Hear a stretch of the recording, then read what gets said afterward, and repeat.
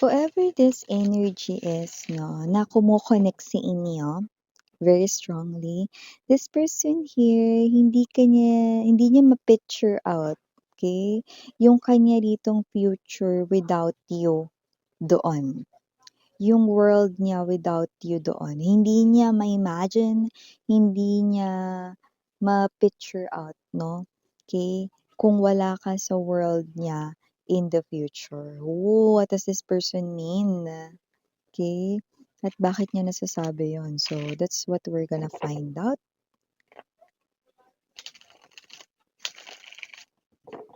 Kumain ka na, babe? Huwag kayong palipas ng gutom, mga mahal. Let us see your reading all together. I-unlock natin ang misteryo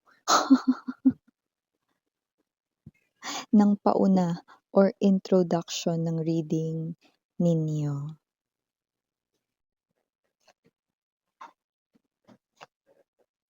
Ay!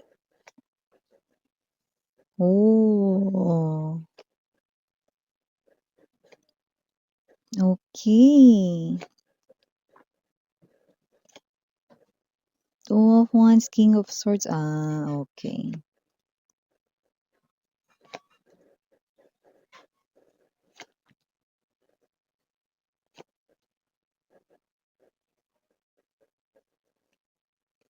Kaya naman pala.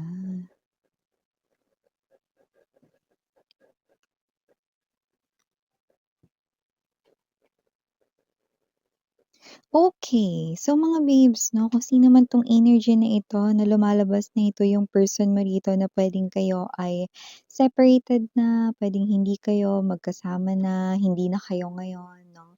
Pero, from the looks of this one, pumapangit yung image niya with the Two of Wands energy, Tower, and the World. Pumapangit yung image niya sa mga nakikilala niyang bago. Pero pinapakilala lang naman ito sa kanya 'no, puwedeng nirereto ng mga friends 'no, "Pre, eto single ka naman, eh, para makalimutan mo na rin si collective. Ito, papakilala ko sa'yo si ano." Yun, oh. So, nakikita ko dito that with the world, medyo marami-rami na rin siya ritong nakikilala. Pero your person here is appearing as someone rude. Someone here 'no, na puwedeng nagpapakita rito ng hindi magandang pag-uugali 'no, at King of Swords sinasadya niya. Sinasadya niya ritong papangitin ang ugali niya sa harapan ng mga ito 'no, kaya nakikita ko rito hindi niya nire-replyan 'no, like literally with the Seven of Wands energy 'no, sinasabi niya rito, "Oh, stop right there." 'Yan 'no, hanggang diyan lang sila, hindi sila makaka-enter sa heart ko. Hindi sila makakapasok rito sa aking heart space 'no. In other words, hindi ko sila magugustuhan at lalong-lalo na hindi ko sila mamahalin 'no. So, definitely talagang literal na nililihis or nililigaw niya itong mga bago niyang nakikilala dahil ayaw niya sa mga ito. Bakit? 'Yan 'no, walang success rito, Two of Swords energy, Six of Wands, and the Judgment energy. Kasi ikaw lang ang may access sa puso at isip niya. Boom! So, bago natin ituloy itong inyong reading 'no, batiin muna natin everybody. Hi and hello there everyone, my name is Yan. Welcome new subscribers, returning Eastern buyers ko, thank you sa inyong walang sawang love and support. At kung hindi niyo pa alam mga mahal, meron pa po tayo na other channel link down below sa ating description box. If interesado, i-click lamang yung link diyan para makapunta po kayo doon, and araw-araw ay nag-a-upload tayo ng collective readings for all signs there. Yes, lalo po tayong gender, babae, lalaki, LGBT, lahat ay welcome. Puwede rin pong i-switch ang mga roles kasi possible naman talaga magkapalit-palit kasi general reading ito. At the end of the day, lahat ay may free will. Kung gusto niyo i-claim yung mga mensahe or not, it's up to you. And yun nga, timeless tayo dito. Puwedeng nangyari na, sa iba nangyayari na ngayon, sa iba mangyayari pa lang. Kaya naman, just take only what resonates na. But definitely, your person here is telling no. instantly, right away dito sa mga energies na ito 'no, dahil nakikita ko that this person here ay ang person na malaki pa rin yung, pagmamahal para sa'yo. Malaki pa rin yung kanya rito 'no, na pag-iisip sa'yo 'no. At ang tinutukoy kong sa'yo 'no, may iba pa ba? Yes, ikaw na may hawak ng iyong handphone, cellphone, notebook, laptop, computer, at kung ano man yung gamit mo na medium para mapanood at mapakinggan 'no, ang reading na ito. Yes, nakikita ko dito matagal na nga kayong separated, 'di na rin kayo dito nagkakaroon ng balita kung meron man, konti lang 'no. So, yung iba sa inyo 'no, talagang wala na talaga kayo ritong alam with your person 'no, pero nakita natin dito 'no, na pumapangit yung image niya 'no, sa ibang mga kababaihan, sa ibang mga kalalakihan kasi sinasadya niya 'no, para hindi siya magustuhan, para hindi na nila ituloy 'no. So, kapagka meron ditong first meeting 'no, with the two of, one's energy na nakikita ko rito 'no, na gumagawa siya rito ng paraan, parang nagpapakita siya dito ng something pasintabi 'no, something gross. Or something rude na pag-uugali 'no, alam mo na yung mga manners sa table 'no, yung walang, parang walang manners 'no, and sa pagsasalita rin 'no, and yun yung sinasadya niya, ayan 'no. Kasi nga ayaw niya talaga 'no, kaya naman kasi yung person mo pinagbibigyan yung mga friends niya 'no, na i-meet itong mga tao na 'to 'no, kasi nahihiya siya dun sa mga yun kasi nag-e-effort nga na hanapan siya ng partner, 'di ba?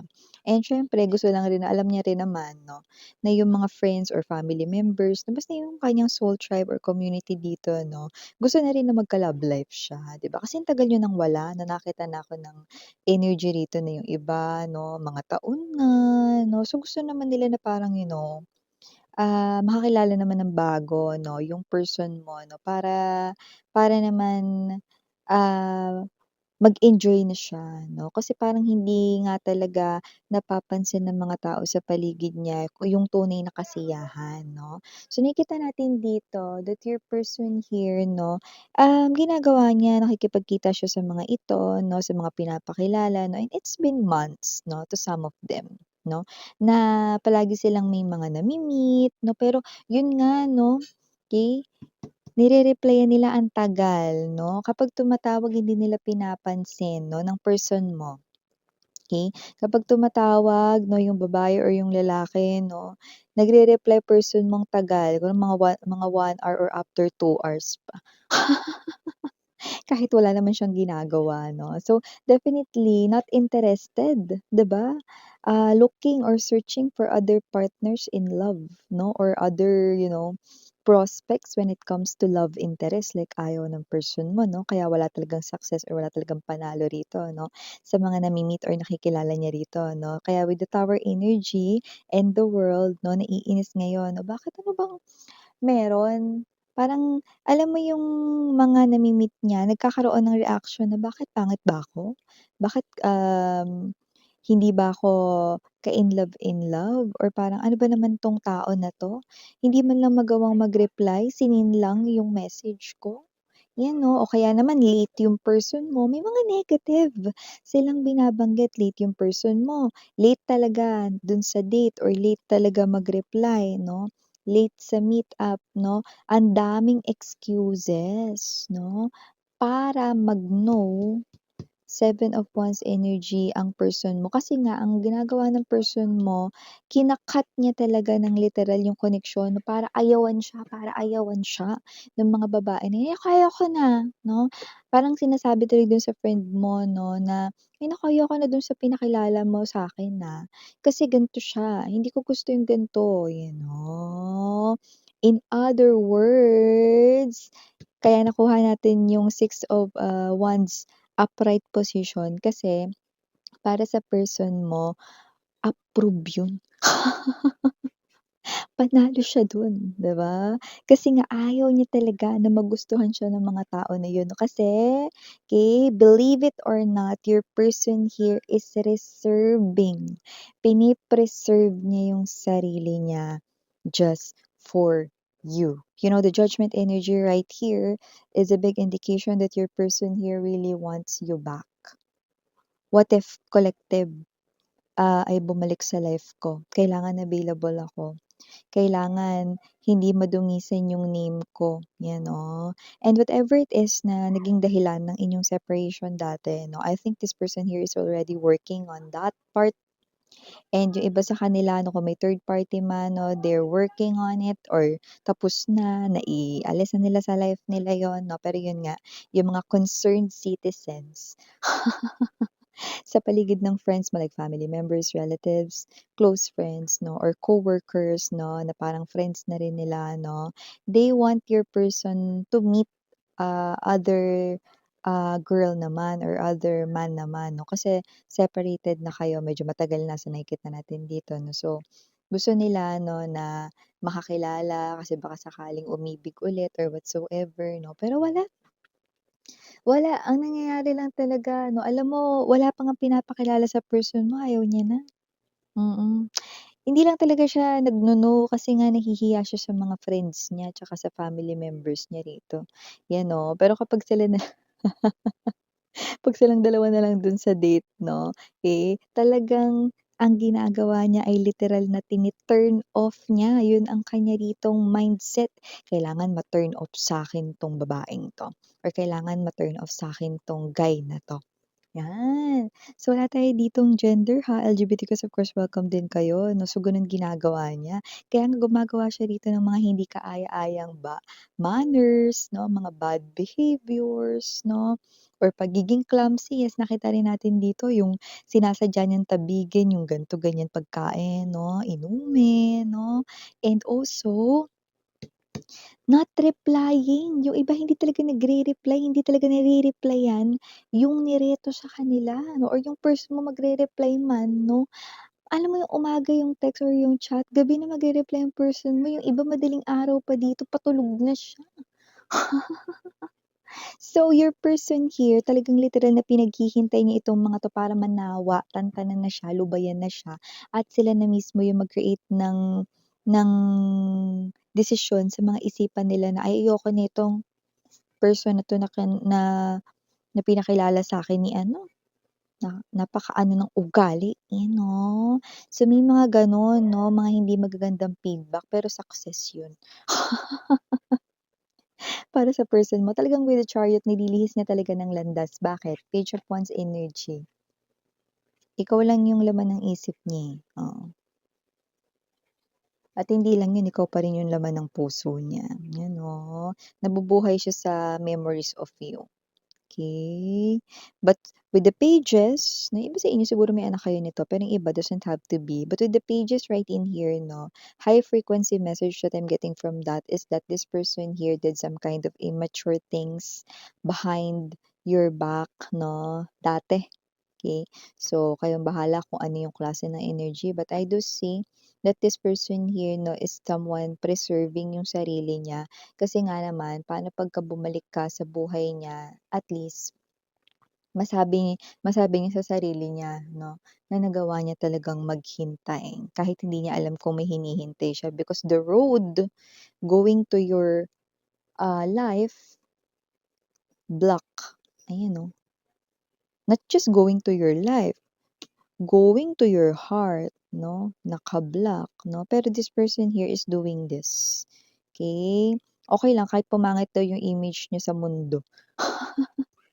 Sa mga tao rito na nirereto sa kanya 'no, and yung mga friends niya rito 'no, alam mo yung energy na hindi nila mawarian ano ba nangyayari rito kasi hindi naman sinasabi ng ex mo or ng person mo rito 'no, na sinasadya niya yung mga bagay na yan. Of course, para hindi ma-disappoint yung mga friends niya 'no, kasi they're just doing that 'no, out of concern, 'di ba? Alam mo yun ang person mo. So, naka-zip 'no, hindi niya 'yun sinasabi, your person is silent about the truth kung bakit gano'n yung mga reaction 'no, inaayawan siya rito 'no. Sinasabi niya lang, "Ewan ko pre, baka hindi nila ako type." Oh, talaga? Ewan ko sis, baka talagang ayaw niya lang sa'kin, you know. Gumagano na lang yung person pero deep inside 'no, ang laki ng tuwa niya kasi rejected na naman siya. Bagay na yes or check na check kasi nga nirereserba niya ang sarili niya sa'yo. Eh, yun yung nakikita ko dito. Strategy niya gumagana, eh. Okay, so for the initials right in here, yes, we have L, D, A, O, U, C, J, S, R, K. We also have here the letter I, and dito rin ang letter Q, and last but not the least, we've got the letter V, Victor V. So yeah, these are all the messages I've got right here for ya. Sweetheart, thank you again, I'm Yuriana on me. For the girls, Yan, and na for the boys, Sarang, hey, love and light. Annyeong.